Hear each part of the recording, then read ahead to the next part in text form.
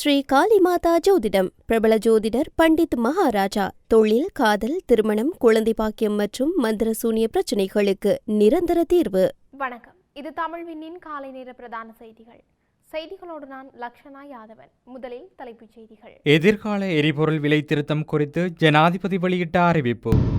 தையிட்டியை வைத்து அரசியல் செய்யும் வடக்கு தலைவர்கள். யாழில் அமைச்சர் விமல் சாடல்.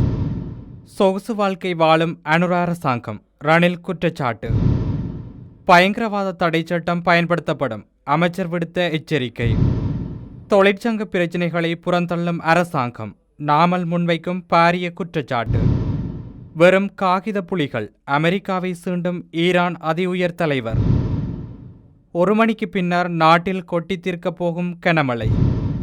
ஈரான் அமெரிக்கா போரில் புதிய திருப்பம். ஈரானின் அதிரடி நகர்வு. தொடர்பென விரிவான செய்திகள்.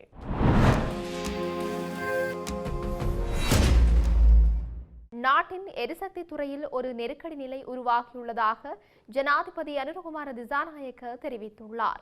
உலக சந்தையில் எரிபொருள் மற்றும் நிலக்கரி விலைகள் அதிகரித்துள்ளதாலும் நீர்த்தேக்கங்களின் நீர்மட்டம் குறைவடைந்துள்ளதாலும் இந்த நிலை ஏற்பட்டுள்ளதாக அவர் சுட்டிக்காட்டியுள்ளார். கொழும்பில் நடைபெற்ற தேசிய மக்கள் சக்தியின் மேதின பேரணியில் உரையாற்றிய போதே அவர் இதனை தெரிவித்துள்ளார்.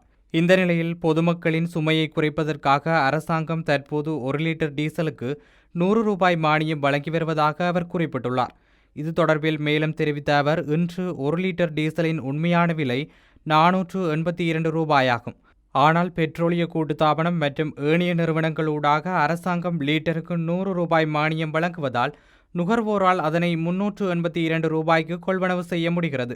உலக சந்தையில் எரிபொருள் விலைகள் தொடர்ந்து அதிகரித்து வரும் போதிலும் இந்த மானியத்தை தக்கவைத்துக் கொள்வதற்காக அரசாங்கம் 60 பில்லியன் ரூபாவை ஒதுக்கியுள்ளது. எதிர்காலத்தில் சிறிய அளவிலான எரிபொருள் விலை திருத்தங்கள் தேவைப்படலாம் என்றாலும் பொதுமக்களுக்கு வழங்கக்கூடிய அதிகபட்ச நிவாரணங்களை வழங்க அரசாங்கம் உறுதி பூண்டுள்ளது.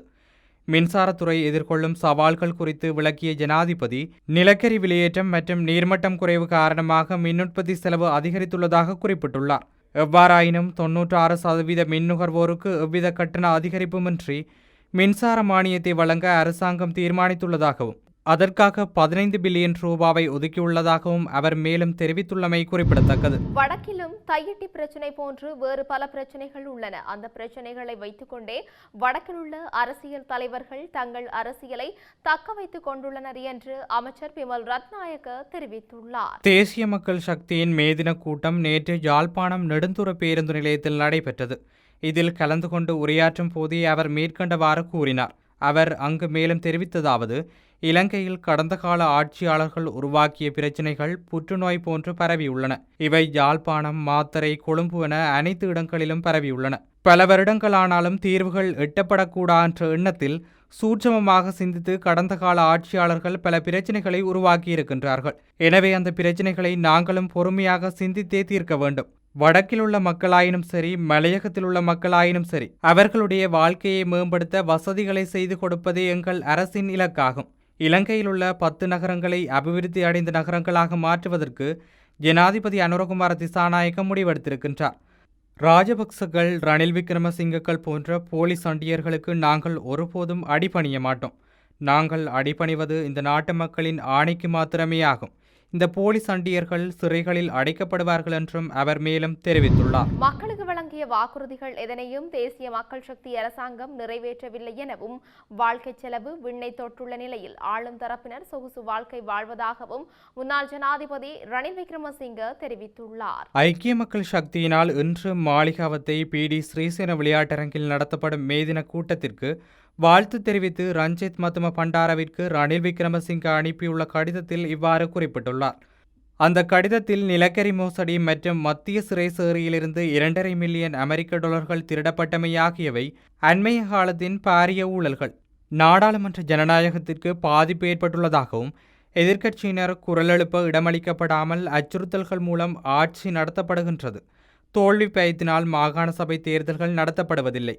பௌத்த உரிமைகள் மீறப்படுவதுடன் கத்தோலிக்க திருச்சபைக்கும் அரசாங்கத்திற்கும் இடையிலான நீண்டகால மரபுகள் மீறப்படுகின்றது.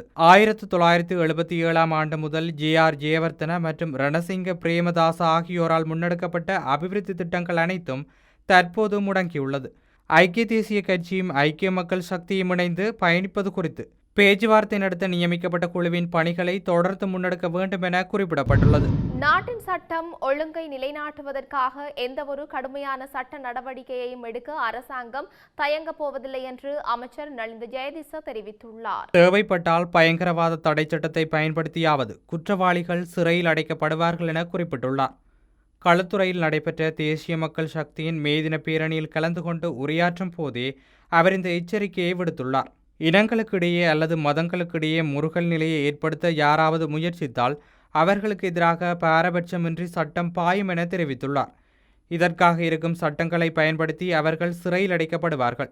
தேவைப்பட்டால் பயங்கரவாத தடை சட்டம் பயன்படுத்தப்படும் என அவர் சுட்டிக்காட்டியுள்ளார். குற்றவாளிகளை நீண்டகாலம் தடுத்து வைத்து விசாரணை செய்ய வேண்டிய தேவை ஏற்பட்டால் தடுப்பு காவல் உத்தரவுகளை பிறப்பித்து அவர்கள் உள்ளே தள்ளப்படுவார்கள் என அமைச்சர் கடுந்தொனியில் எச்சரித்துள்ளார். யாராவது நாட்டில் அமைதியின்மை ஏற்படுத்த முயன்றால் அதற்காக உள்ள சட்டங்களின் கீழ் அவர்கள் உள்ளே தள்ளப்படுவார்கள். பயங்கரவாத தடை சட்டம் வேண்டுமானால் அதுவும் பயன்படுத்தப்படும். தடுப்பு காவல் உத்தரவுகளை பிறப்பிக்க வேண்டுமானால் அதையும் செய்து அவர்களை சிறையில் அடைப்போம் என அமைச்சர் நலிந்த தெரிவித்துள்ளார். தொழிற்சங்க பிரச்சினைகளை முன்வைப்பவர்கள் மீது தாக்குதல் நடத்தி விரட்டியடிக்கும் நிலைக்கு அரசாங்கம் மாற்றமடைந்துள்ளது. தொழிற்சங்கங்களின் தோள் மீது ஏறி அதிகாரத்தை கைப்பற்றி தொழிலாளர்களுக்கு அநீதி இழைக்கும் வரலாற்றின் மோசமான அரசாங்கம் இதுவே என நாடாளுமன்ற உறுப்பினர் நாமல் ராஜபக்ச குற்றம் சுமத்தியுள்ளார். நெலும் மாவட்டத்தில் அமைந்துள்ள மொட்டு கட்சியின் தலைமையகத்தில் நடைபெற்ற ஊடகவியலாளர் சந்திப்பிலே இந்த குற்றச்சாட்டை முன்வைத்துள்ளார். அது தொடர்பில் தொடர்ந்து உரையாற்றிய அவர், தொழிற்சங்க வரலாற்றில் தொழிலாளர்களின் உரிமைகளை கண்டுகொள்ளாத அரசாக என்பிபி அரசு பதிவாகியுள்ளது. எதிர்க்கட்சியில் இருந்தபோது தொழிலாளர்களுக்காக குரல் கொடுத்து போராட்டம் நடத்தியவர்கள் இன்று அதிகாரத்திற்கு வந்தவுடன் தொழிலாளர்களை மிதித்து அழிக்கும் நிலைக்கு மாறியுள்ளனர். இந்த அரசாங்கத்திற்கு நாட்டின் தொழிலாளர்கள் சார்பாக பேசுவதற்கு எந்த உரிமையும் கிடையாது என அவர் குறிப்பிட்டுள்ளார். மேற்காசியாவில் உள்ள அமெரிக்க ராணுவ தளங்கள் வரும் காகித புலிகள், அவர்களால் அவர்களை கூட காப்பாற்றிக் கொள்ள முடியவில்லை என்று ஈரான் அதி உயர் தலைவர் தெரிவித்துள்ளார். வாஷிங்டனுக்கும் தெஹ்ரானுக்கும் இடையே பதற்றம் அதிகரித்து வரும் நிலையில் ஈரான் உயர் தலைவர் எக்ஸ் தள பதிவு ஒன்றில் இவ்வாறு குறிப்பிட்டுள்ளார். அமெரிக்க தளங்களின் தற்காப்பு திறனை கேலி செய்ததுடன் இந்த மோதலின் போது அமெரிக்காவை ஆதரித்த இஸ்ரேல் மற்றும் அரபு நாடுகளை மறைமுகமாக குறிப்பிடும் வகையில் அவர் இதனை குறிப்பிட்டுள்ளார். அவர் மேலும் தெரிவிக்கையில், ஈரான் நடத்திய தாக்குதலின் போது பல்வேறு நாடுகளில் உள்ள அமெரிக்க இராணுவ தளங்கள் இலக்காக கொள்ளப்பட்டன. அவற்றின் மீது ராக்கெட்டுகள், ட்ரோன்கள், ஏவுகணைகள் கொண்டு ஈரான் தாக்குதல் நடத்தியது. இதுபோன்று மற்றொரு பதிவில், பாரசீக வளைகுடா வெறும் கடல் நீரென்றில்லாமல் எங்களுடைய அடையாளம் மற்றும் நாகரிகம் ஆகியவற்றின் ஒரு பகுதியாக அது உள்ளது. நாடுகளுக்கிடையே இணைப்பு புள்ளியாக இருப்பதுடன் உலகளாவிய பொருளாதாரத்திற்கான முக்கிய வழியாகவும் அது உள்ளது என ஈரான் உயர் தலைவர் அயதுல்லா முஜ்தபா ஹமேனி தெரிவித்துள்ளார். மேற்கு சப்ரஹமுவ, மத்திய ஊவா மற்றும் கிழக்கு மாகாணங்களிலும் புலனறுவை, காலி மற்றும் மாத்தறை மாவட்டங்களிலும் பிற்பகல் 1 மணிக்கு பின்னர் பல இடங்களில் மழை அல்லது இடியுடன் கூடிய மழை பெய்யக்கூடும். வளிமண்டலவியல் திணைக்களம் இன்று வெளியிட்டுள்ள அறிக்கையில் இவ்விடயம் தெரிவிக்கப்பட்டுள்ளது. இதன் அடிப்படையில் தெற்கு மாகாணத்தின் கடலோர பகுதிகளிலும் களுத்துறை மற்றும் கொழும்பு மாவட்டங்களிலும் காலையில் மழை பெய்ய வாய்ப்புள்ளது. மத்திய சப்ரகமுவ மற்றும் ஊவா மாகாணங்களிலும் அம்பாறை மற்றும் புலனறுவ மாவட்டங்களிலும் சில இடங்களில் மூடு பனி நிலவக்கூடும். இடியுடன் கூடிய மழை பெய்யும் போது தற்காலிகமாக வீசக்கூடிய பலத்த காற்று மற்றும் மின்னல் தாக்கங்களினால் ஏற்படக்கூடிய பாதிப்புகளை குறைத்துக் கொள்ள தேவையான முன்னெச்சரிக்கை நடவடிக்கைகளை மேற்கொள்ளுமாறு பொதுமக்களுக்கு அறிவுறுத்தப்பட்டுள்ளமை குறிப்பிடத்தக்கது. அமெரிக்கா மற்றும் ஈரான் இடையிலான போர் பதற்றத்தை தணிக்கும் நோக்கில் ஈரான் தனது புதிய பேச்சுவார்த்தை முன்மொழிவை பாகிஸ்தான் வாயிலாக அமெரிக்காவுக்கு அனுப்பியுள்ளது. நீண்ட காலமாக தொடரும் இந்த மோதலுக்கு ஒரு சுமூகமான தீர்வை எட்டும் முயற்சியாக இந்த நடவடிக்கை பார்க்கப்படுகிறது. உலகின் 20% எண்ணெய் மற்றும் எரிவாயு விநியோகம் நடைபெறும் ஹோர்முஸ் நீரிணையில் ஈரான் கட்டுப்பாடுகளை விதித்ததால் உலக சந்தையில் கச்சா எண்ணெய் விலை கடுமையாக உயர்ந்துள்ளது. ஈரானின் எண்ணெய் ஏற்றுமதியை முழுமையாக முடக்கும் நோக்கில் அந்நாட்டின் துறைமுகங்களை அமெரிக்க கடற்படை முற்றுகையிட்டுள்ளது. சர்வதேச சட்டங்களும் உலக நாடுகளின் ஒற்றுமையும் மட்டுமே ஹோர்முஸ் நீரிணையில் தடையற்ற கப்பல் போக்குவரத்தை உறுதி செய்ய முடியும். அமெரிக்க ஜனாதிபதி டொனால்ட் ட்ரம்ப் ஈரான் எக்காரணம் கொண்டும் அணு ஆயுதத்தை உருவாக்க அனுமதிக்கப்பட மாட்டாது என்பதில் உறுதியாக உள்ளார். போர் முடிவுக்கு வந்தவுடன் பெட்ரோல் விலை கணிசமாக குறையும் என்று அவர் நம்பிக்கை தெரிவித்துள்ளார். தனது அணுசக்தி திட்டம் முற்றிலும் அமைதி வழியிலான குடிமக்கள் பயன்பாட்டிற்காக மட்டுமே என்று ஈரான் தொடர்ந்து வாதிட்டு வருகிறது. இந்த தொடர் மோதல்கள் ஈரானின் பொருளாதாரத்தை நிலைகுலைய செய்துள்ளன. ஹோர்முஸ் நீரிணை மீண்டும் முழுமையாக திறக்கப்படுமா என்பது குறித்த நிச்சயமற்ற தன்மை நிலவுவதால் உலகளாவிய எரிசக்தி சந்தை இன்னும் பதற்றத்துடனேயே காணப்படுகிறது. செய்திகளின் நிறைவாக மீண்டும் தலைப்புச் செய்திகள். எதிர்கால எரிபொருள் விலை திருத்தம் குறித்து ஜனாதிபதி வெளியிட்ட அறிவிப்பு. தையிட்டியை வைத்து அரசியல் செய்யும் வடக்கு தலைவர்கள். யாழில் அமைச்சர் விமல் சாடல். சொகுசு வாழ்க்கை வாழும் அனுர அரசாங்கம். ரணில் குற்றச்சாட்டு. பயங்கரவாத தடை சட்டம் பயன்படுத்தப்படும். அமைச்சர் விடுத்த எச்சரிக்கை. தொழிற்சங்க பிரச்சினைகளை புறந்தள்ளும் அரசாங்கம். நாமல் முன்வைக்கும் பாரிய குற்றச்சாட்டு. வெறும் காகித புலிகள். அமெரிக்காவை சீண்டும் ஈரான் அதி உயர் தலைவர். 1 மணிக்கு பின்னர் நாட்டில் கொட்டி தீர்க்கப் போகும் கனமழை. ஈரான் அமெரிக்கா போரில் புதிய திருப்பம். ஈரானின் அதிரடி நகர்வு. இத்துடன் தமிழ்வினின் காலை நேர பிரதான செய்திகள் நிறைவு பெற்றன.